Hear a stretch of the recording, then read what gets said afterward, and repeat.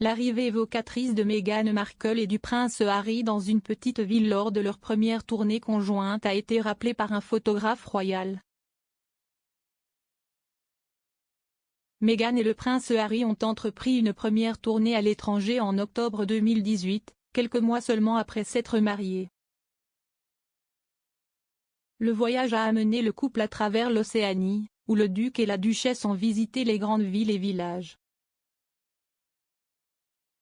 Parmi les petites villes, les Sussex se sont dirigés vers Dubbo, en Australie. Le photographe Zach Hussain, dont le père Anwar a pris certaines des photos les plus emblématiques de la princesse Diana, a récemment rappelé le moment biblique de Meghan et Harry lors de leur visite. Il a déclaré au magazine People: « Vous avez eu ce prince et cette duchesse qui ont atterri dans cette petite ville, et tout à coup, c'était comme s'il avait amené cette pluie, en ce moment biblique. » Le changement climatique a été particulièrement important et surprenant pour la communauté, qui avait connu une sécheresse de 2 ans. Pendant son séjour à Dubbo, Meghan a été photographiée tenant le parapluie de son mari pour le protéger de la pluie incessante pendant qu'il prononçait un discours. Monsieur Hussain, cependant, a rappelé un autre épisode clé qui s'est déroulé à Dubbo. Alors qu'il descendait de l'avion, le duc et la duchesse ont été accueillis par des dizaines de fans. Parmi eux, il y avait Luc Vincent, 5 ans, atteint du syndrome de Down.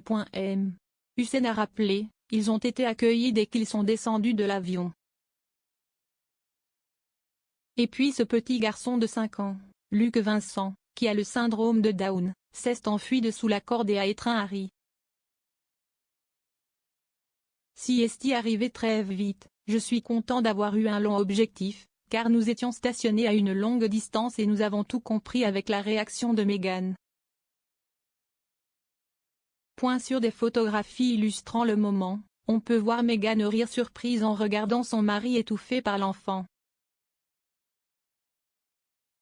Tout comme le prince Harry, elle s'accroupit pour être à la même hauteur que le bébé. Le photographe a poursuivi: « Cela montre très bien comment ils sont. Ils venaient d'annoncer leur grossesse, et ils montraient leur affinité naturelle. » Meghan et le prince Harry sont partis pour l'Australie le 15 octobre 2018. Alors qu'il arrivait Down Under, Kensington Palace, leur bureau de communication à l'époque a annoncé que la duchesse était enceinte du premier enfant du couple. La duchesse n'a pas été ralentie par sa grossesse et a entrepris des dizaines d'engagements en solo et en commun à travers l'Océanie. Pendant leur séjour en tant que membre de la famille royale, Meghan et le prince Harry ont entrepris 2 autres voyages conjoints à l'étranger. En février 2019, moins de 3 mois avant de donner naissance à Archie Harrison, Meghan a accompagné Harry au Maroc.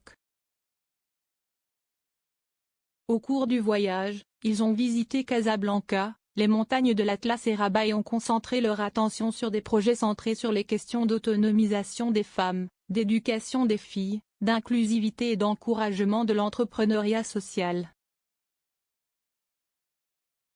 En septembre 2019, Meghan et Harry ont de nouveau voyagé en dehors de la Grande-Bretagne pour une autre tournée royale, leur dernière en tant que membre de la famille royale travaillant à plein temps. Les Sussex étaient accompagnés lors de ce voyage en Afrique du Sud par leur fils Archie,